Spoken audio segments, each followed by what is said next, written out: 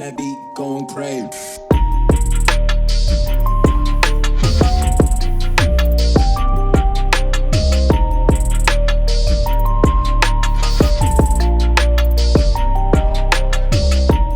Good day guys, welcome back to another video back on the ZX7R, and we are still problem solving. So I've had some good progress on the bike so far. A couple of things I've done to give the bike a good clean up as well. Showed you guys the bike running the other day as well. The bike's running real nice, the motor wise anyway.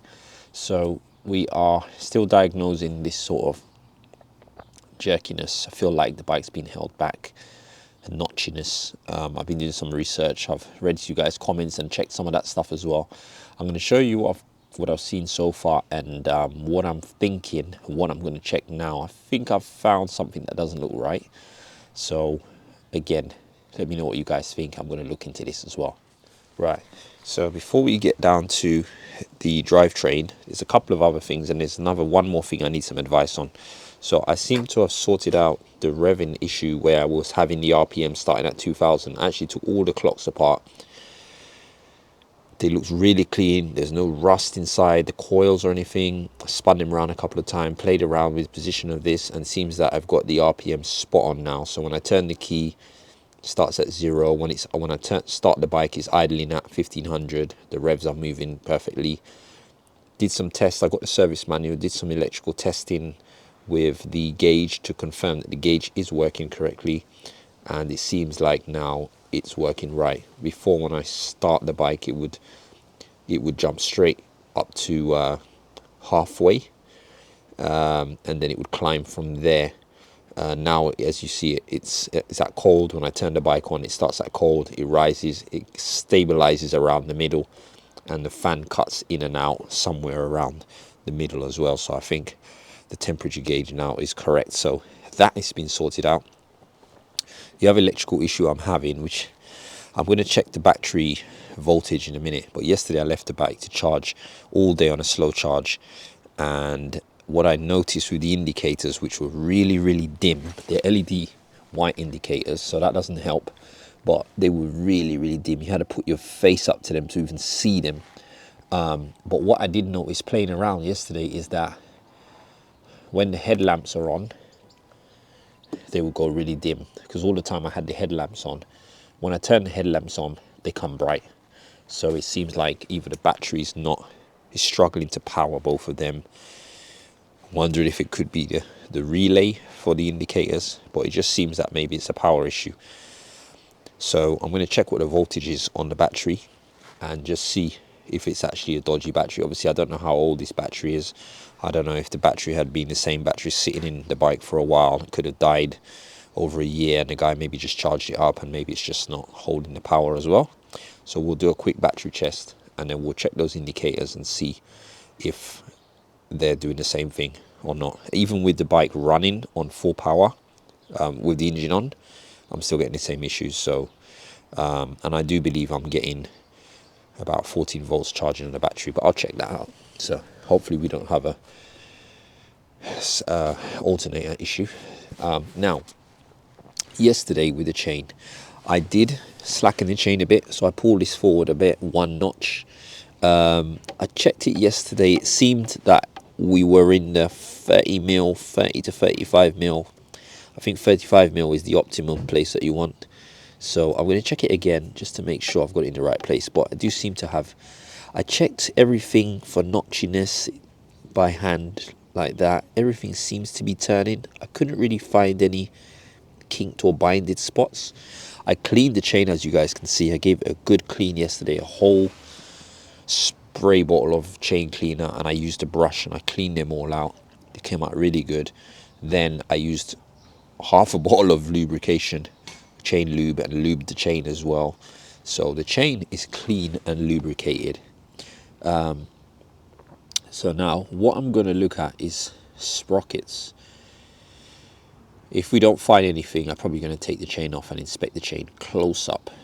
Likely I'm going to change the chain and all the sprockets soon anyway, but I had a couple of ideas. So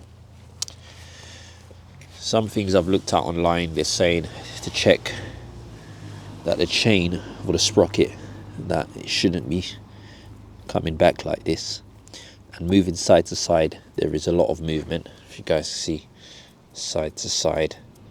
So let me just get to the back here, might be able to see it better. So I'm guessing we just need to change the chain and the sprockets anyway.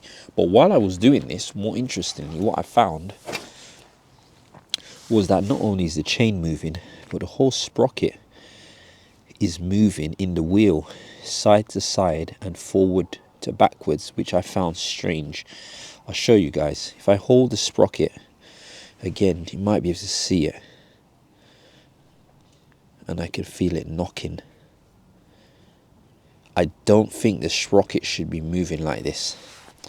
I know this is probably going to be hard for you to see. Let's see if I can get a better. Maybe here. Not sure if you can see that on the camera. But the sprocket is moving. It's moving inside here. This is moving. I know there's a rubber, sort of these three rubber pieces in there. I'm wondering if this is not torqued up correctly. So that's one of the things I'm going to check first. Because I don't think the sprocket should be moving like this. It should move together with the wheel, if I'm right. And also, it's moving slightly side to side as well. I can see the movement here. If you look in this little gap here, I can see it moving. So it's not just the chain that's moving, but also this whole assembly here is moving. So first thing I'm going to do is check the torque, make sure it's torqued up properly. If it is, I'm going to take the wheel off and we're going to inspect these parts here and the bearings. Moving it by hand, it does seem smooth, but I guess I'll take the bearings out and check the bearings by hand to make sure that they're not notchy, because they could be notchy and maybe this is what's causing that. Check them, see if they can just be re-greased or whether I need to replace them. So yeah, I think that's the first thing I'm going to do. First thing I'm going to do is check the torquing on this, and then maybe end up taking this wheel off and inspecting up these bearings closer.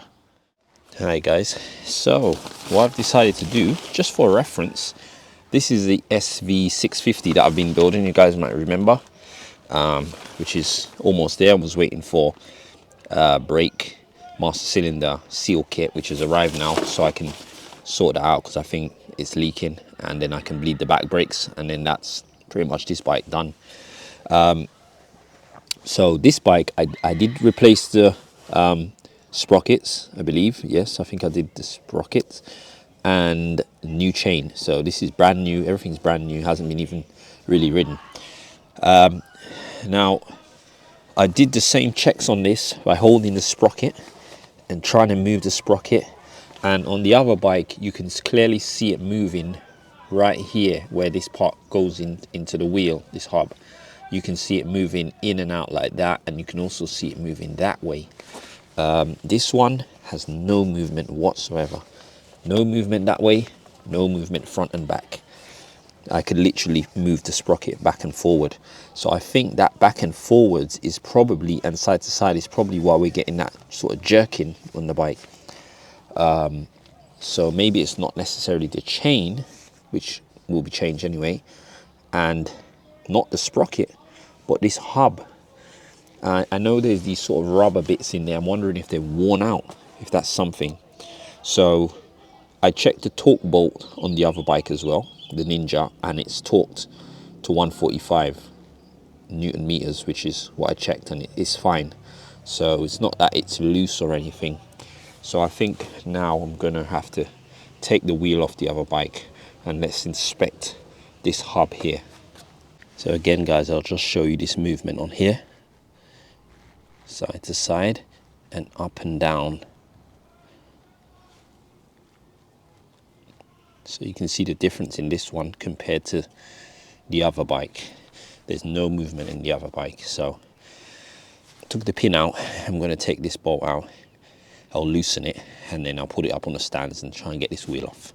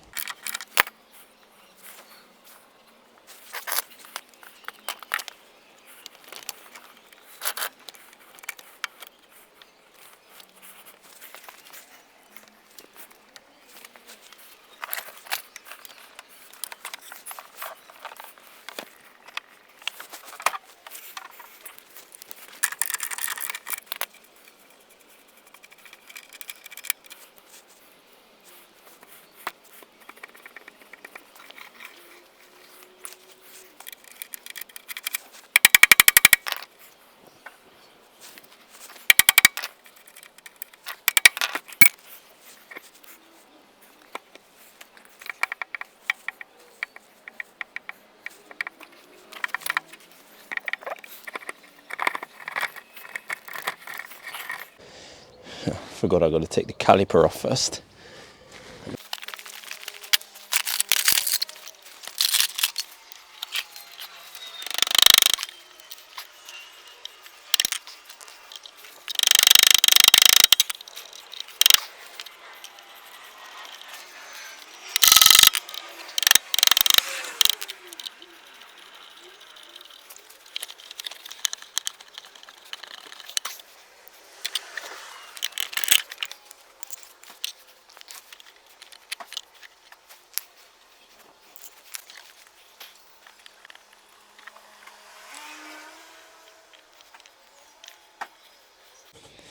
The bearings are quite notchy, not smooth at all.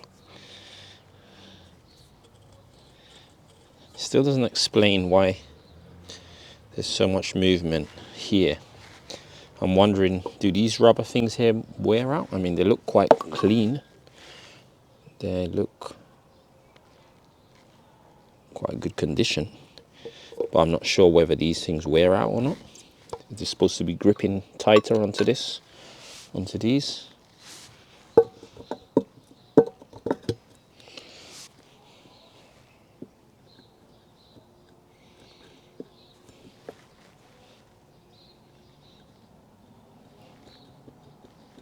can see the movement in it here. But is it just that they're supposed to be tighter when you torque it down? Although I have torqued it down to spec,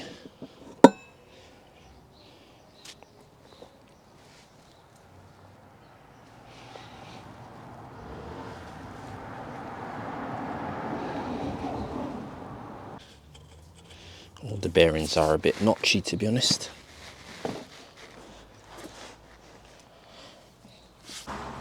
Alright guys, so now I'm just inspecting this chain, and I mean, there's some parts of the chain you might be able to see that are really smooth, and there are some bits that are just really not seized so far, but hard, like here, this link here, for instance. I could have turned that really hard to turn that really hard compared to this one that's just moving like this. This one will not move. So it could have been a chain that's really this issue, really, because as I said, this one is really hard to move. So what I'm probably going to do, just to confirm this is the chain, I'm probably going to try and free up any ones like this while I have the chain like this, and then when I put it back together, I'll just see if that makes any difference. So I'm going to get some gloves on for this bit and try and see if I can clean up this chain a bit more. Also, while I've got the chain off like this, I can probably check the smaller sprocket for play. Oh wow, there is no play in that sprocket, which is good to see. Yeah, there's virtually no movement on that socket, so that is good to see. I can tell this chain has either snapped once or been too loose, because there's actually a piece missing from this, from the bottom of the engine block, but it's just the part that goes, just a little piece of metal there. Luckily not damaged anything further in the block, but you can see where that where a little piece of the aluminium is broken off. So front sprocket seems fine as far as the play.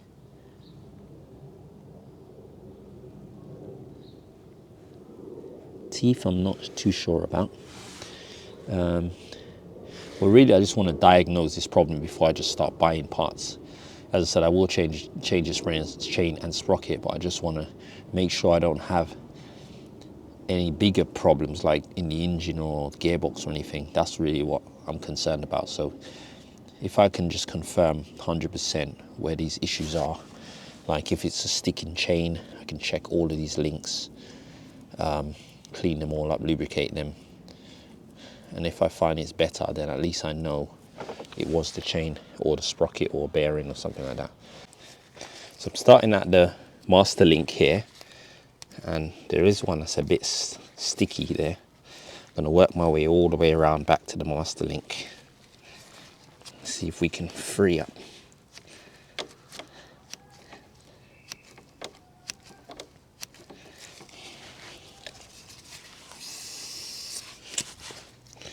I'm just using some chain lube.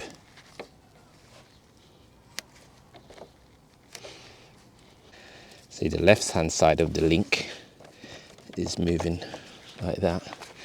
The other side is a lot more sticky.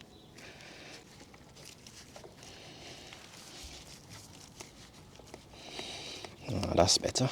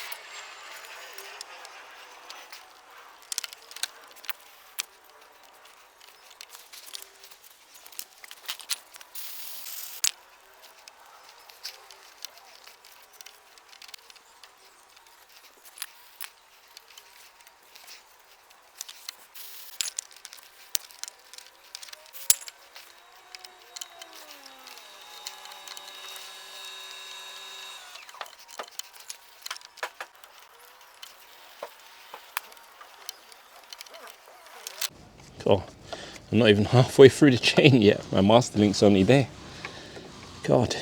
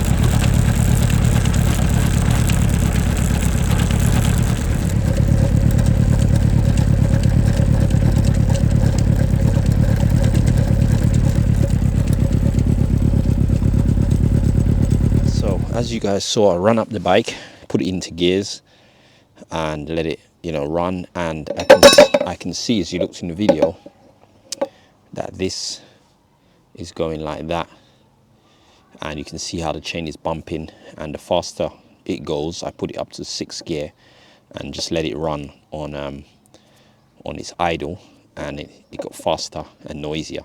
So there's definitely some sort of movement. I'm pretty sure it's not coming from the gearbox, which is what I'm more hoping, and that it is coming from somewhere in the sprockets. I don't think it's coming from the front sprocket, but maybe the back sprocket. Hello, mate. You all right? Oh, how are you all right? Yeah, good, man. You all right, taking this one? Yeah. Then yeah, nice one. Yeah, thanks, Thank man. you. Cheers. Have a good day. Yeah, you too, man. Well, some good news is Postman just brought us some brake pads. They're not as thick as I thought they would be. So looking at the old ones, they're not as worn as I thought, but the discs were terrible. So discs are on their way. Hopefully that will come soon. We can put those on. Now, I did some little bit of research as well online. And as I said, that play especially this way, tends to lead to the culprit of these cush drives, these cushions that sit in here, and I guess they take vibration from the engine going into the back wheel. So they tend to be the four of them here.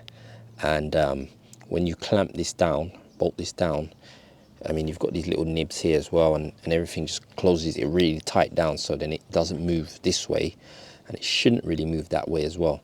Now, I've seen a bit of a hack, and I'm just going to do it just for testing purposes, just so we can narrow this down, because I'm likely going to order some of these after I've done this test.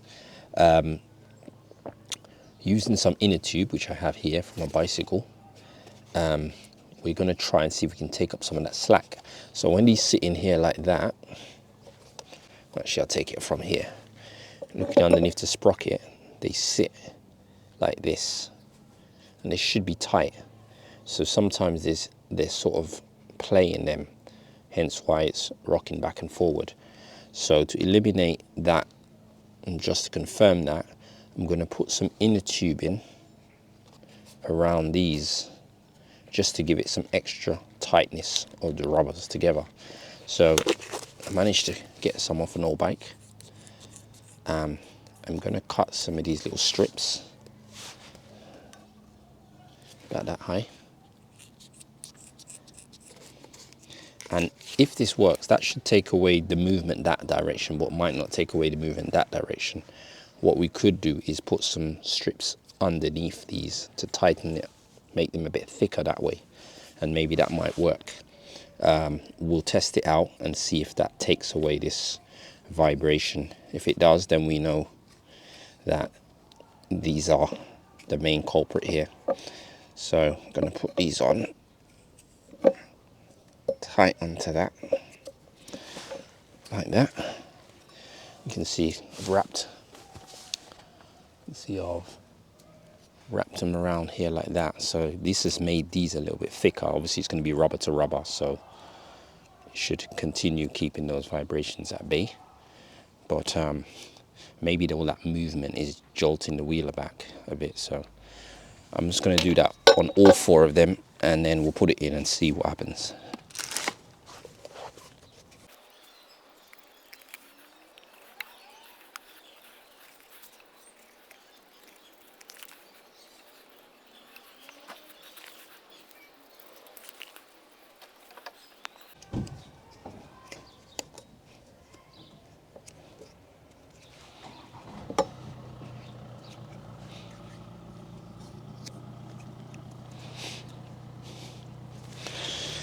Okay, so that's the four of them.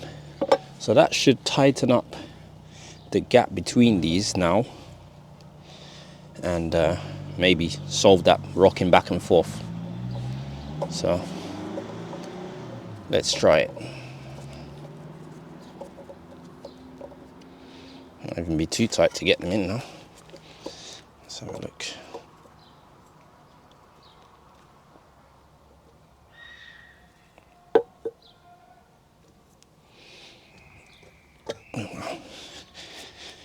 Quite tight to get in now, which might be a good thing. So I don't think they're going to move that way anymore. Whether they move that way is another story. But I definitely think that sorted that out. It sort of still rocks a bit.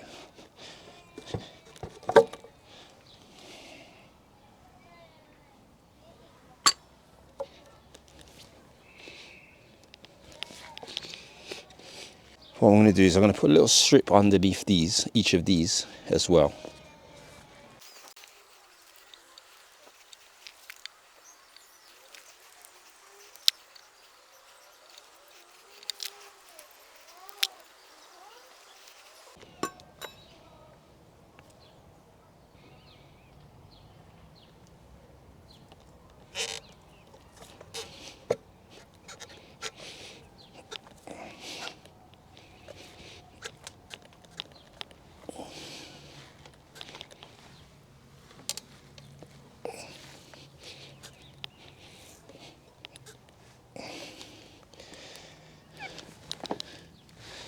Right, now everything feels real tight now, so I'm going to put that wheel back on and let's see if we still got that play.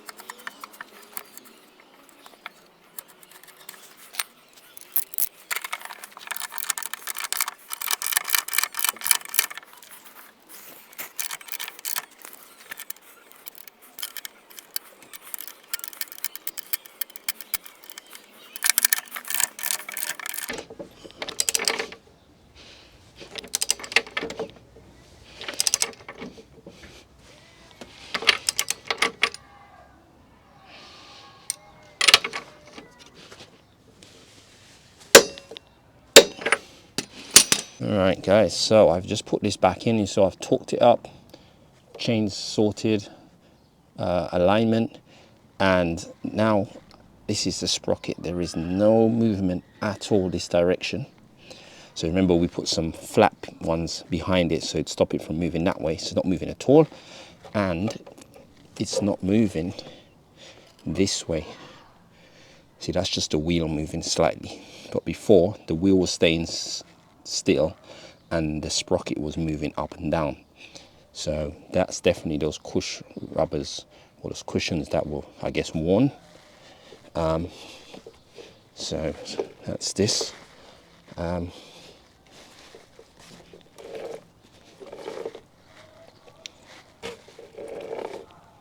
What's the rubbing on here?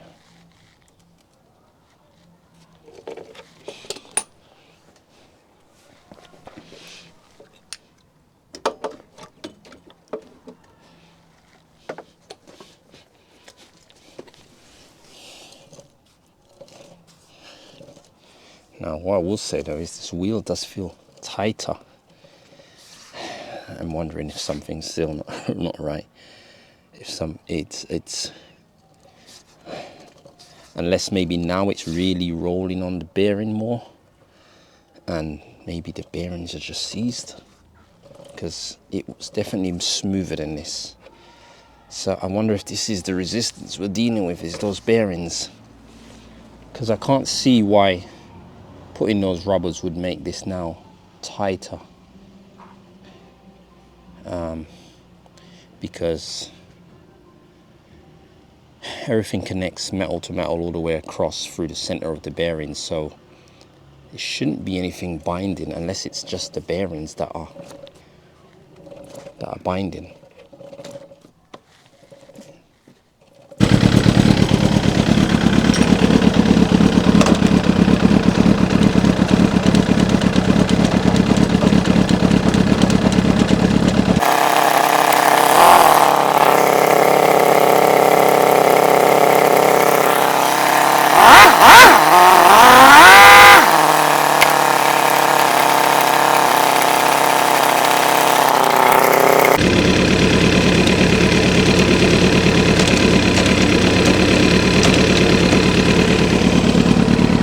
Right, so I can still see some movement in it, but definitely this wheel's gotten stiffer. It wasn't stiff like this. It's in neutral now.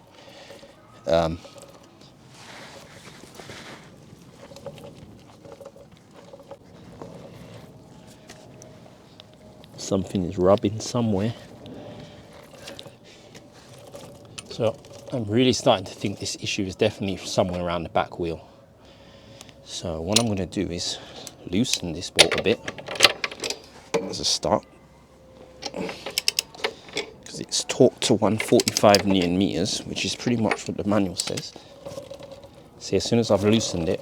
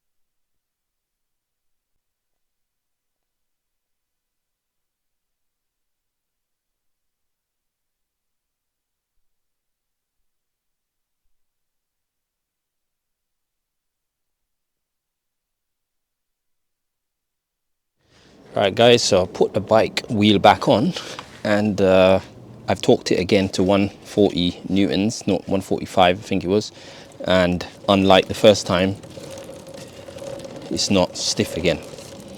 So it is moving in and out still, but I know that it's that bearing on the other side. So we've also don't have that movement that we had in the sprocket, which I know was contributing to the roughness. I sort of try to clean those bearings as best I can and just sort of by hand try to free them up. So I feel it's a little bit better than it was, but if I see any improvement, it will sort of help me to narrow that down. But yeah, I'm pretty sure that these bearings need to change. So that will be the next thing we do, and we'll just, fingers crossed, when we change them. I'm not sure if the chain still has any kinks. It seems really fine to me. I've loosened it as well. Obviously it needs a new sprocket, but we'll see if this makes any difference.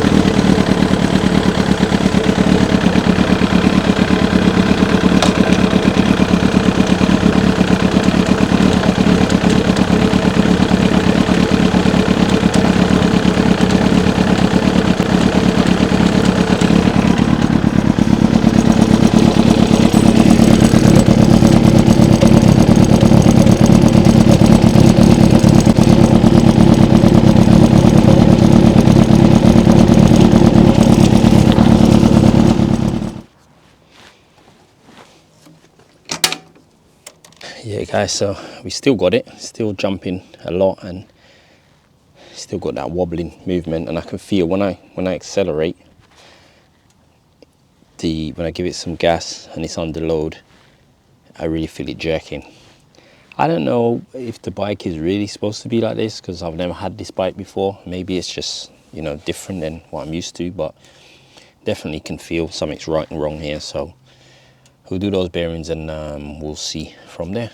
So guys, I think I'm going to leave it here. We're going to wait till we get these sprockets and wheel bearings, put those wheel bearings in, and then fingers crossed it'll be running right. So yeah, I think I'm going to wrap it up here until the next one. Alright guys, so that's it. I'm going to wrap up this video there. Hope you guys enjoyed this one. Maybe someone is going to help somebody as well if they're having some sort of issues like that. This is all about learning and diagnosing stuff.